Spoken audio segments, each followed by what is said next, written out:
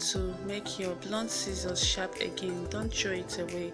You can make it sharp again by using this long needle that is used for sewing, or the one they use in making hair and sewing weave on in hair.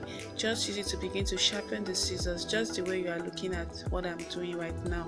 You need to sharpen the scissors from top to bottom, to the down part of it to the upper part of the scissors.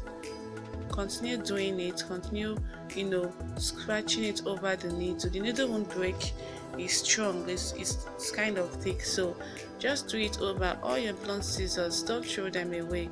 I've been using this particular scissors for almost 2 years now, and I've not had any reason to throw it away because of being blunt.